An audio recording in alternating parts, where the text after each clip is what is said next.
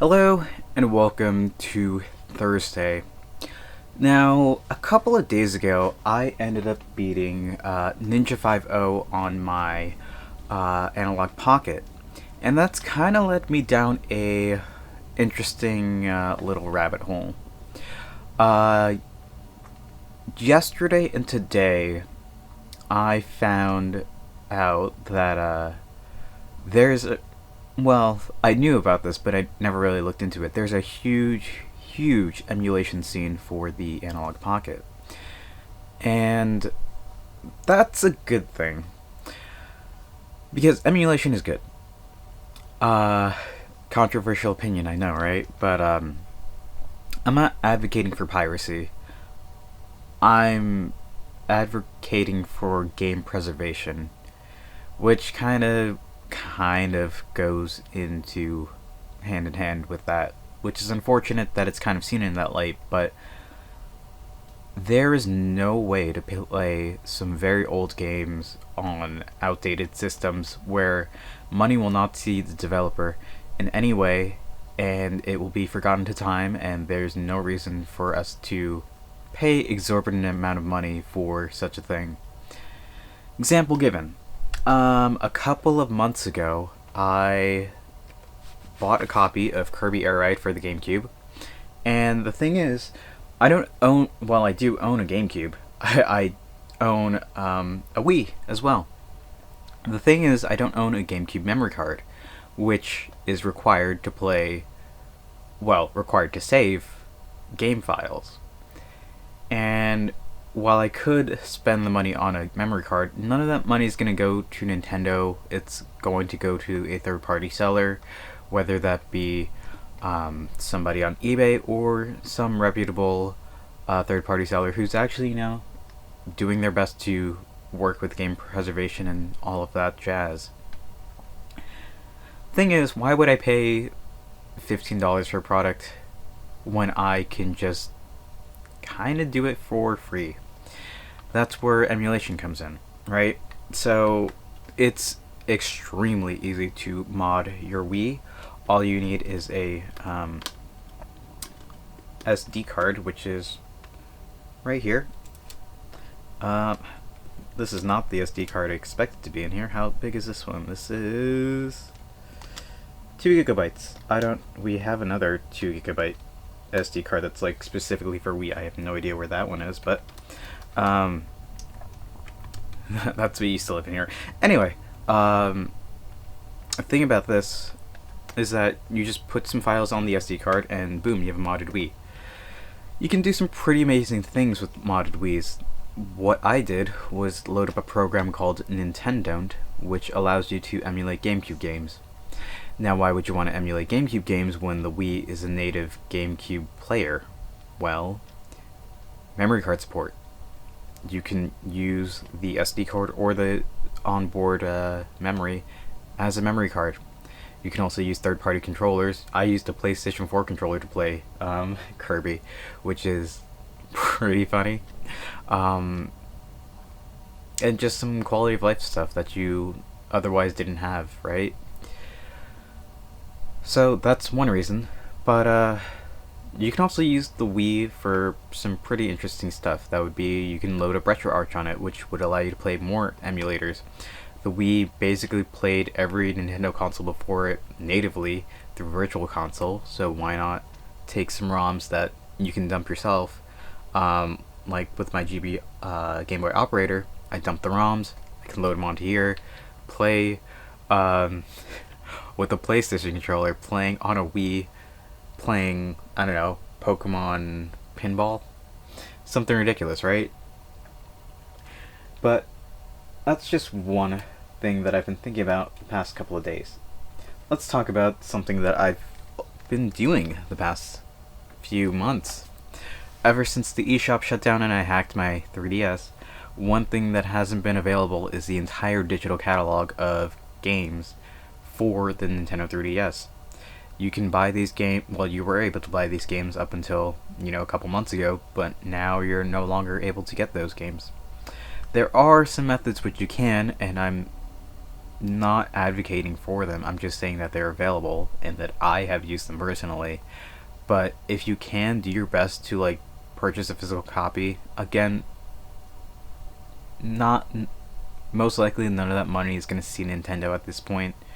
Um, so if there's a digital only game that you're really looking forward to, don't feel bad about it. Just go download it.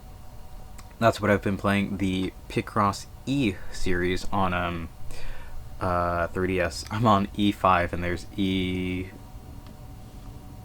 through 9. Yeah, there's Picross E2, E3, E4, all the way up until E9. There is Club Nintendo Picross, there's Club Nintendo Picross Plus, there is My Nintendo Picross, The Legend of Zelda Twilight Princess. All of those I didn't have and they're no longer available. Ones that I did have were the Pokemon Picross and the Picross 3D Round 2, which are both great games and are no longer available. So don't feel bad that you can't get them. Just go ahead and play them. Again, there are dozens and hundreds of games that are no longer available through the digital storefront that are once available. And with the recent next announcement of the Xbox 360 storefront shutting down, Xbox Marketplace shutting down July 29th, 2024, digital preservation needs to be a thing. And that can be seen with the Analog Pocket. Let's get back into that. So,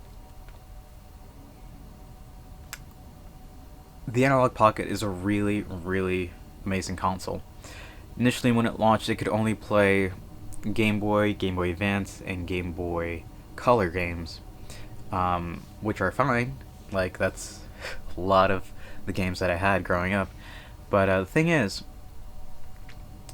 only because you were able to play those games, a lot of people's Analog Pockets went by the wayside. Mine kind of included, because, they didn't update the firmware to add some quality of life stuff. Eventually they added save states, and then they added something that they called OpenFPGA, which is their way of saying, hey, we want developers to actively work on this, and go ahead and work on this. They announced that they did that like 3-4 hours later. Allegedly, it's heavily speculated that one of the guys who worked on the project just unleashed a bunch of cores, as they're called in the community, that allow you to play any game from the SD card. And they open it up to the community. Community pitched in, and now I can play Pokemon Party Mini from the Pokemon Mini on my Analog Pocket. So I spent the bulk of yesterday and today just sorting through that, seeing what I can do, and turns out that there are some utilities for updating this and adding cores and just adding a bunch of other stuff to the functionality. So if I go into here, I can literally play any Wonder Swan game that I'd ever want to play. Thing is, the Wonder Swan is a console released by Bandai, now known as Bandai Namco, in late 1990s, early 2000s. It's a handheld that was pretty great for the time, but was only released in Japan. So there's no point in me trying to actively get one because it was never released stateside. It was Japanese exclusive, and why would I pay money to a product that hasn't been supported in over 20 years to a company that technically no longer exists? It's merged, and who doesn't even care about this? If they release a Wonder Swan pack for English-speaking audiences, I'm picking that up day one. And that's the thing, a lot of pirates, or people who do pirate stuff, are physical media collectors. You see my vinyl collection, like, of course I want to support the artists, but why would I spend, I don't know, let's see, What else did I load up on here? Ah, yes, the Mega Duck. By Wellback Holdings, released in 1993. Why would I like try to support these companies that no longer exist? Money's not going to them. If they release a collection like that, sure, I'm gonna buy it. But like the Bit Corporation UMC's 1990 Gamate, Gamate. I'm not gonna actively like seek that out. I'm gonna just like load up Legend of Dragonfight. For this is a Game Boy clone that came out in 1990. And I was playing like I was testing it out, like some games on this, and they're super cool. This feels like a real predecessor to the Game Boy. It was that. It feels like that. I'm not sure if it was a predecessor, but what on earth is this happening here?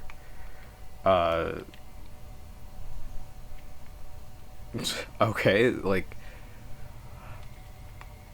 I don't know. It's like I'm a little ninja throwing shurikens at how was it the Martian guy from Looney Tunes. It feels like, and these guys are actively like breaking the scenery, but like who is going to actively do anything about this, right? Like nobody's gonna port this to Nintendo Switch. If they do, oh my gosh, that'd be insane. But for a 30-year-old console that was ultimately failed within the first couple of years by a company that went under, you've never heard of since. They might have been acquired by somebody who's been acquired by somebody, by a company who went bankrupt or something. Like I'm willing to do research on that, but you're not. Nobody cares. Like that's it. Emulation is ethical. That's all I really want to say. And go ahead. Go ahead and just like load up your whatever device you have with games for a system that died over 30 years ago. Like, what's the worst that can happen, right? Go ahead and do it. You're not gonna like nobody's gonna hunt stuff down that probably doesn't even work from 30 years ago with games that probably don't even work from 30 years ago. They're preserved, they're online, have fun with them, right? That's the best we can ask for, and that's the best we can do. Regardless, that's what I'm going to call it for today. Thank you all for watching. I hope to see you tomorrow, and until then, later.